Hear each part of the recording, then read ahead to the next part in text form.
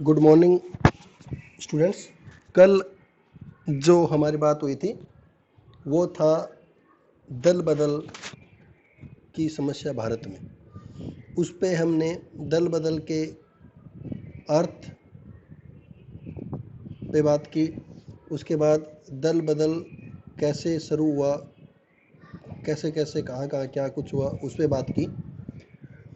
आज हम बात करेंगे भारत में दल बदल के कारण और उसके बाद राजनीतिक परिणाम और दल बदल को रोकने के लिए सुझाव।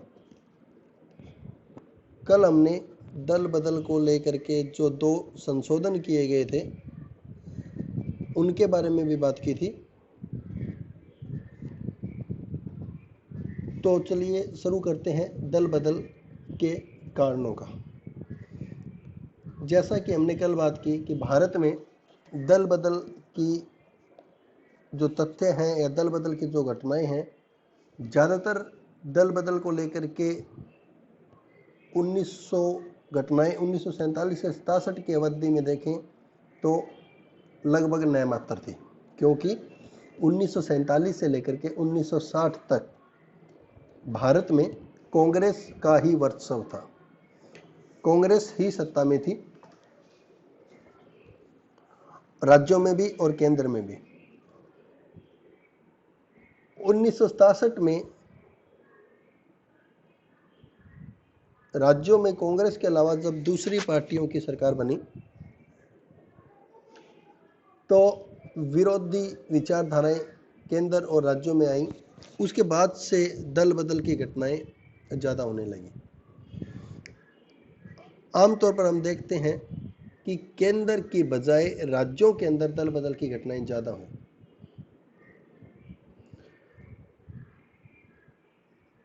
1977 में दल बदल की वजह से जनता पार्टी को लाभ हुआ, जनता पार्टी सत्ता में आई।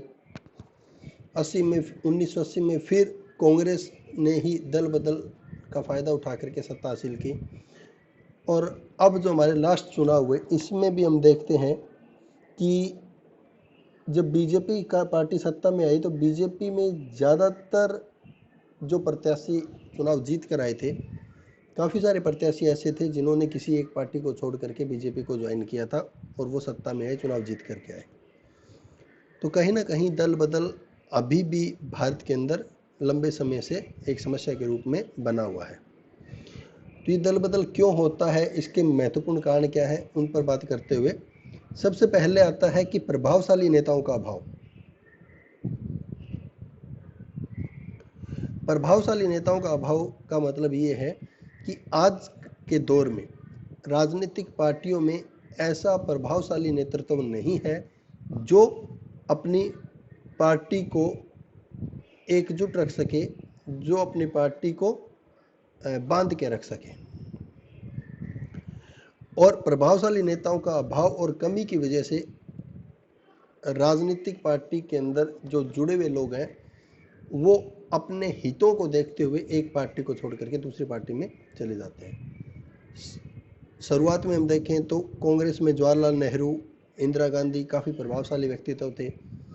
उनके समय में लोग पार्टी परिवर्तन करना मतलब से नहीं करते थे या डरते थे, लेकिन अब ज़्यादातर राजनीतिक पार्टियों में ऐसा नहीं है, प्रभावशाली व्यक्तित्व की कमी है। उसके बाद है कांग्रेस के एकाधिकार की समाप्ति। 1967 तक हम देखते हैं कि जब चुनाव होते हैं तो केंद्र में भी कांग्रेस पार्टी सरकार बनाती है, राज्यों में भी सरकार बनाती है। अब जब दोनों ही जगह एक ही पार्टी की सरकार है तो कोई विवाद नहीं होता और समूली शासन चलता है। लेकिन 1967 के बाद जब कुछ राज्यों में विरोधी दलों की सरकार बन जाती है तो वहाँ पे कांग्रेस दोबारा से अपना सत्ता हासिल करने का प्रयास करती है। वहाँ के वो जो विरोधी दल हैं उनके जो प्रत्याशी हैं जो चुनाव जीत कर आए हैं उनके साथ खरीद फरोख्त करती है, उन्हें अपनी पार्टी में शामिल करने का प्रयास करती है, या वहाँ पे सत्ता को या राज्य शासन को ख़त्म करने का प्रयास करती है, राष्ट्रपति शासन लगाने का प्रयास करती है, या उस वजह से दल बदल की घटनाएं अधिक होने लग जाती हैं। नेक्स्ट क्या था, कांग्रेस पार्टी में जब एक छत्र राज था तो गुटबाजी हो गई, अलग अलग ग्रुप्स बन गए।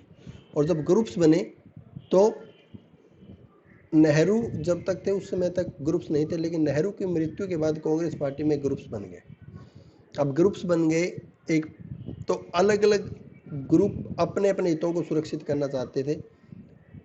और जब कांग्रेस की कमान इंदिरा गांधी जी के हाथ में गई और वो संतुष्ट नहीं हुए जो ग्रुप्स बने, तो उन्होंने क्या किया, उन्होंने कांग्रेस पार्टी को छोड़ करके नई पार्टी बनाना आरंभ कर दिया, या बहुत सारे लोगों ने कांग्रेस पार्टी छोड़ दी और कांग्रेस पार्टी के अंदर ही जो उनके लोग थे उनमें आपस में फूट पड़ गई, जिसने दल बदल को काफ़ी अधिक बढ़ावा दिया। उसके बाद है कि प्रत्येक विधायक निर्णायक स्थिति में। अब जब दल बदल अधिक होने लगा तो क्या हुआ कि एक ऐसा टाइम आया कि कोई भी पार्टी स्पष्ट बहुमत हासिल नहीं कर पाई, और हर एक पार्टी का मतलब इस प्रकार की व्यवस्था बनी कि एक या दो सीटों का इधर या उधर होना, या एक या दो लोगों का एक से दूसरी पार्टी को ज्वाइन करना सरकार बनाने की सिचुएशन और स्थिति को निर्धारित करता था। अब जब प्रत्येक विधायक, इस वजह से क्या हुआ कि प्रत्येक जो विधायक था वो उस पोजीशन में था कि वो अपने हितों को सुरक्षित करने के लिए किसी पार्टी पर दबाव बना सकता था। जैसे कि 1969 के मध्यवर्ती चुनावों में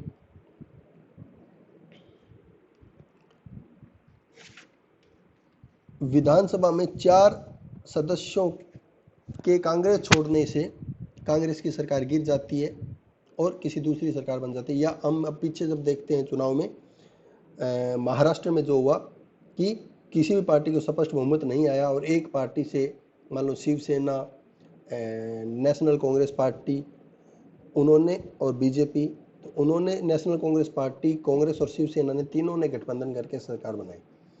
तो ऐसी सिचुएशन जब एक या दो विधायकों के इधर या उधर होने से सत्ता परिवर्तन हो सकता है, किसी दूसरी पार्टी की सरकार बनती है, ऐसी स्थिति होना जिसे प्रत्येक विधायक अपने फैसले खुद लेने में सक्षम था, तो इसने भी दल बदल को बढ़ावा दिया। नेक्स्ट क्या था नीति कि कांग्रेस का दल बदल को लेकर के नीति में परिवर्तन।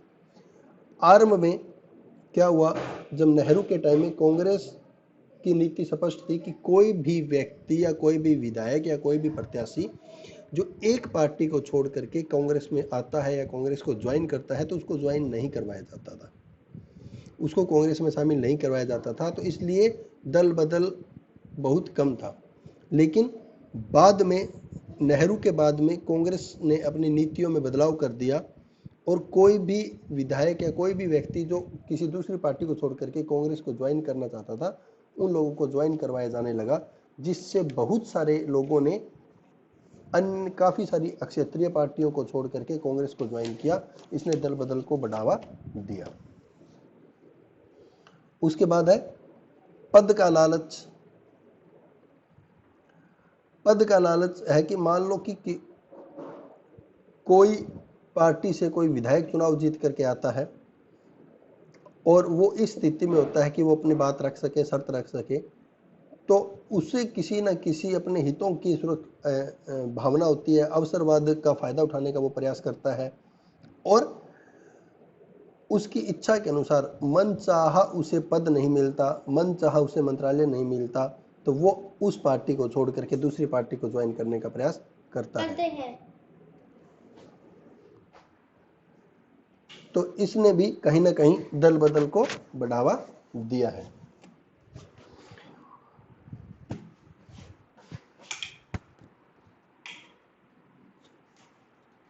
उसके बाद आता है कि पर्सनल संघर्ष, व्यक्तिगत संघर्ष। किसी राजनीतिक पार्टी में जो उनके प्रत्याशी, उम्मीदवार या जो विधायक होते हैं, जब उनकी आपस में एक दूसरे के साथ नहीं बनती, आपस में विचार नहीं मिलता, स्वभाव आपस में नहीं मिलता, तो वो एक दूसरे को नीचा दिखाने का प्रयास करते हैं, जिससे क्या होता है कि वो आपसी संघर्ष की वजह से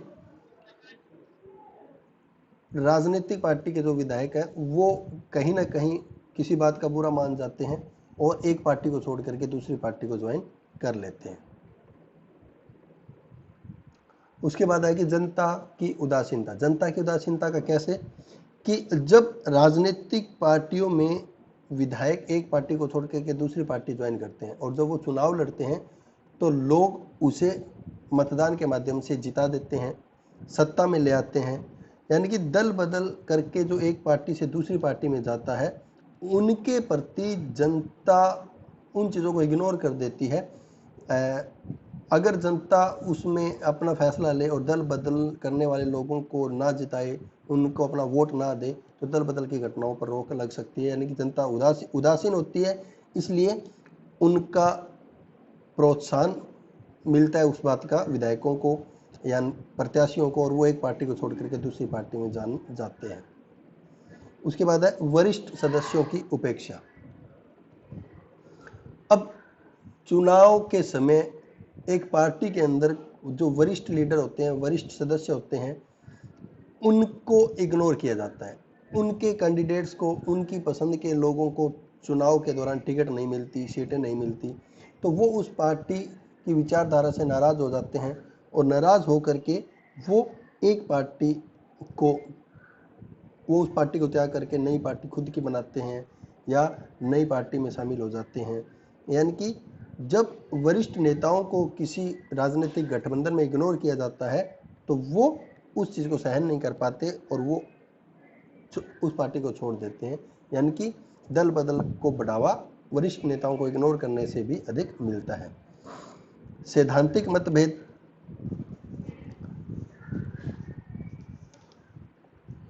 अगर किसी पार्टी में उस पार्टी की नीतियों, आदर्शों और सिद्धांतों का कई बार परित्याग कर दिया जाता है।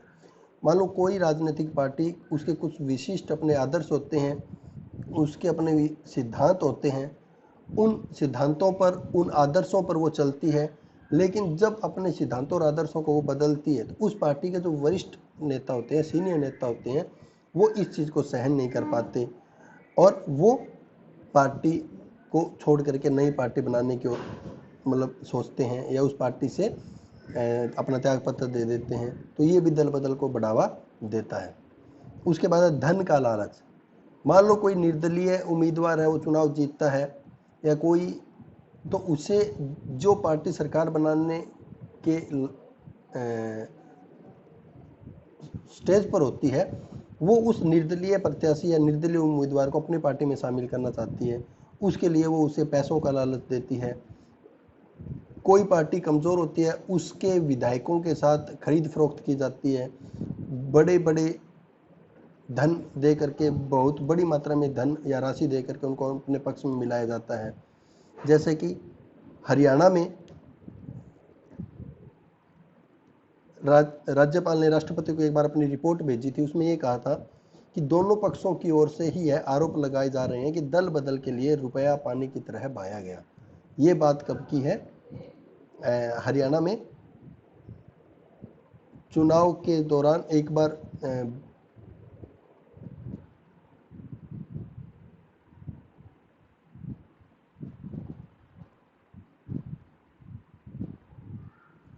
हरियाणा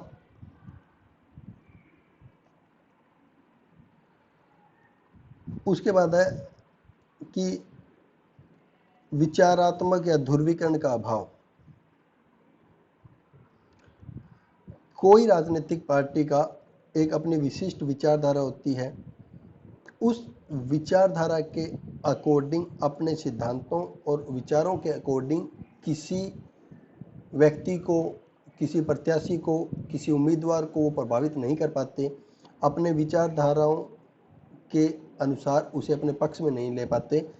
इससे भी एक उम्मीदवार एक राजनीतिक पार्टी से निराश होकर के दूसरी राजनीतिक पार्टी की ओर आकर्षित होता है या उसका झुकाव होता है। तो इसलिए कहीं ना कहीं अपने सिद्धांतों पर टिके रहना या विचारों के ध्रुवीकरण की कमी की वजह से भी दल बदल को बढ़ावा मिलता है। चुनाव के समय पार्टी के टिकट नहीं मिलना। बहुत सारे लोग ऐसे होते हैं जो एक पार्टी में अपनी सीट चाहते हैं, चुनाव लड़ने के लिए अपनी टिकट लेना चाहते हैं, तो राजनीतिक पार्टियों को जो चुनाव के दौरान जिन उम्मीदवारों को अपनी पसंद के स्थान से चुनाव लड़ने का मौका नहीं मिलता या पार्टी टिकट नहीं मिलती, तो वो उस राजनीतिक पार्टी को छोड़ करके दूसरी राजनीतिक पार्टी को ज्वाइन कर लेते हैं उस अपनी टिकट पाने के लालच में। उसके बाद है कि दल बदल के राजनीतिक परिणाम क्या होते हैं। दल बदल के कारणों को हमने देखा, कारणों के बाद दल बदल का भारत की राजनीति पर प्रभाव क्या पड़ा, परिणाम क्या हुए। दल बदल ने अगर हम बात करें तो भारत की राजनीति को काफी हद तक प्रभावित किया। सरकार के अंदर अस्थिरता रही, आम आदमी भी ये सोचने को मजबूर हो गया कि ऐसी कौन सी राजनीतिक पार्टी है जो स्थायी शासन, स्थिर सरकार देश की, क्या भारत का लोकतंत्र, भारत का प्रजातंत्र सुरक्षित होगा या नहीं होगा। तो इन बातों के आधार पर हम दल बदल के राजनीतिक परिणाम देखते हैं। पहले, दल बदल से शासन में अस्थिरता। जब दल बदल हुआ, आपको बताया था कि 1967 तक स्थायी सरकार रहती थी, स्थिर शासन था, क्योंकि केंद्र और राज्यों में एक ही पार्टी की सरकार थी। लेकिन 67 के बाद जिन राज्यों में दूसरे दलों की सरकार आई, उनके साथ कांग्रेस ने खरीद फरोख्त की, वो एक पार्टी को छोड़ करके दूसरी पार्टी में गए। 1977 में केंद्र में जनता पार्टी की सरकार आई, लेकिन वो 2 साल तक शासन कर पाई। तो इसलिए क्या है कि दल बदल ने राजनीति के अंदर स्थायित्व को, स्थिरता को समाप्त कर दिया, अस्थायित्व, अस्थिरता ला दी, जिसे जनता भी ये सोचने पर मजबूर हो गई कि ऐसी राजनीतिक पार्टी कौन सी है जो स्थायी सरकार दे सके। यानी कि दल बदल से राजनीति में स्थायित्व की कमी आई। दूसरा, नैतिक मूल्यों में गिरावट। दल बदल ने नैतिक मूल्यों में इस कदर गिरावट ला दी थी कि कोई भी सांसद और विधायक अपने कर्तव्यों और उत्तरदायित्व को तो वो भूल बैठे, और अपने अवसरवाद की नीति के तहत अपने हितों को पूरा करने के लिए जब चाहे किसी एक पार्टी को छोड़ करके दूसरी पार्टी को ज्वाइन करने लगे, जिससे राजनीतिक दलों का जो है नैतिकता या मूल्यहीन नैतिक मूल्य वो खतरे में पड़ गया। छोटे छोटे राजनीतिक दलों का उदय।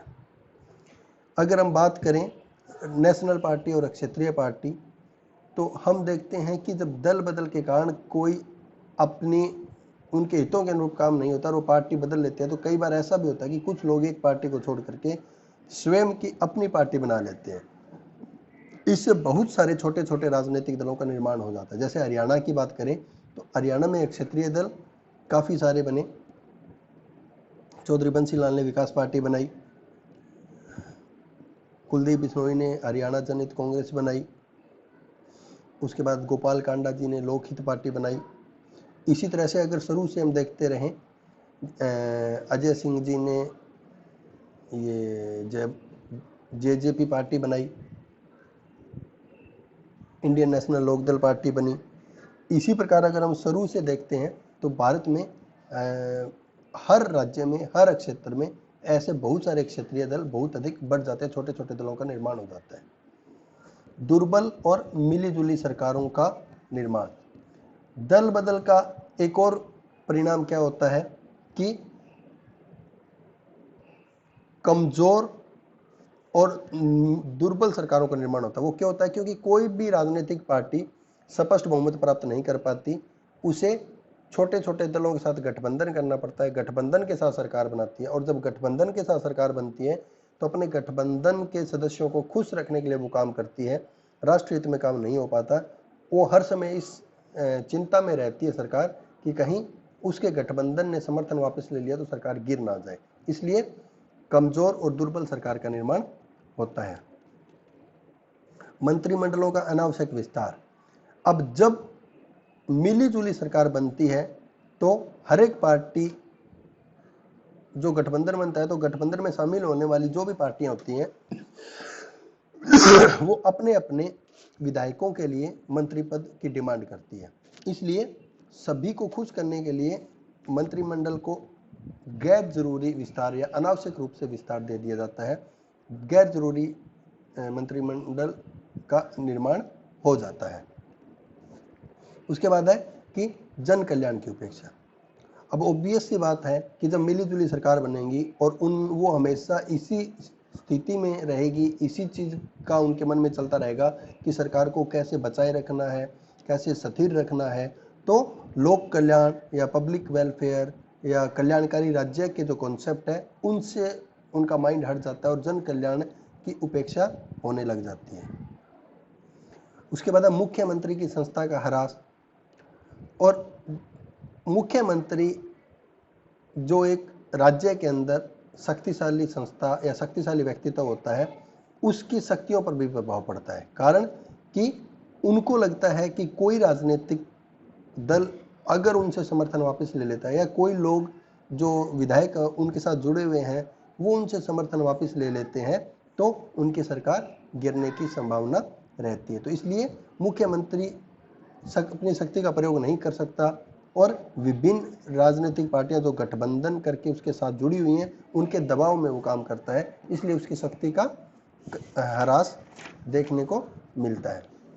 मुख्यमंत्री की तरह अगर स्टेट में बात करें, राज्य में बात करें, देश में बात करें, तो उसी के अनुरूप प्रधानमंत्री की संस्था का भी ह्रास होता है, यानी कि प्रधानमंत्री भी अपने पद की गरिमा के अकॉर्डिंग काम नहीं कर पाता, सरकार को बचाए रखने का प्रयास करता है।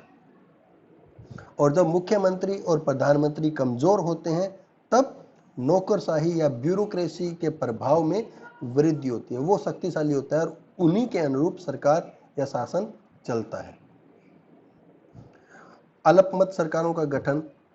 अब जब सरकारों में स्पष्ट बहुमत नहीं आता तो गठबंधन के आधार पर कमजोर बहुमत वाली अल्पमत सरकारों का निर्माण होता है और राजनीतिक दल टूटने लगते हैं, राजनीतिक दलों का विघटन होने लगता है और अनेक छोटे छोटे राजनीतिक दल बनने लगते हैं।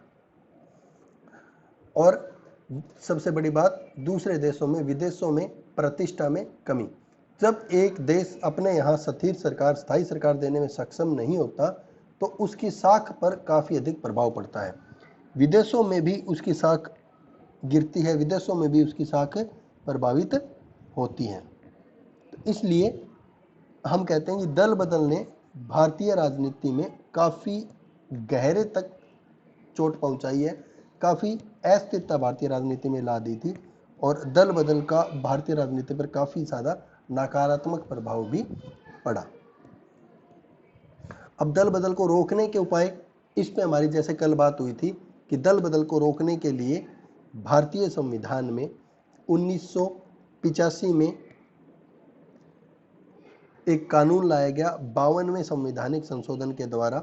उस संवैधानिक संशोधन के द्वारा दल बदल को रोकने का प्रयास किया गया, जिस पे हमारी कल बात हुई है। उस कानून ने कहीं ना कहीं सफलता प्राप्त नहीं किया, असफल रहा। तो उसके बाद 2003 में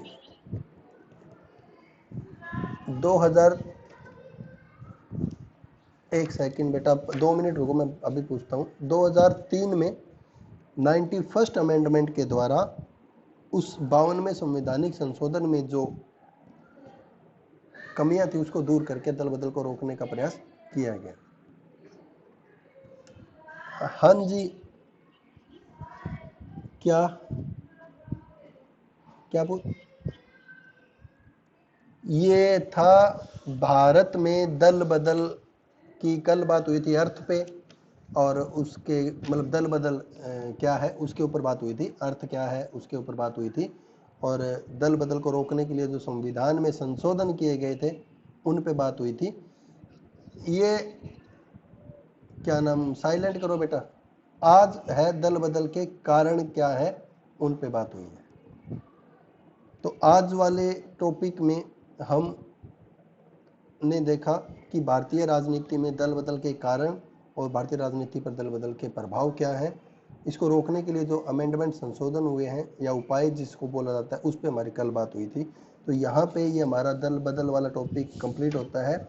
और हाँ, एक बात आप सब लोगों को बता देता हूँ कि ये जो क्वेश्चन है दल बदल वाला, ये पेपर में, एग्ज़ाम में हर बार आता है 10 में से 10 बार ये क्वेश्चन आता है, तो इसको अच्छे से तैयार करना, अच्छे से। और आपको जो असाइनमेंट भेजी है कल ग्रुप में, वो प्लीज़ सैटरडे तक या संडे तक बना करके आप वापस PDF फाइल बना करके उसकी शेयर करें, ताकि मतलब उनको कलेक्ट करने में ज़्यादा दिक्कत ना हो। अब नहीं, हाथ से बनानी है, इतना कि यार कंप्यूटर टाइप करेगा कितना टाइम लगेगा है। अच्छा, कोई ऐसा जिसको, हाँ जी बोलिए अमन, क्या कह रहे हो? असाइनमेंट, हाँ सिंपल पेज पे, चाहे कॉपी के पेज पे बना लो, वो इस तरह से बना लो ना कि वो एक प्रकार से आपके नोट्स भी तैयार हो जाएं, और उनकी फ़ोटो खींच के उसकी PDF फाइल बना के और वो ग्रुप्स में शेयर करनी है। मैं लैपटॉप में वहाँ से ग्रुप से लैपटॉप में डाल लूँगा, शेयर सेव कर लूँगा।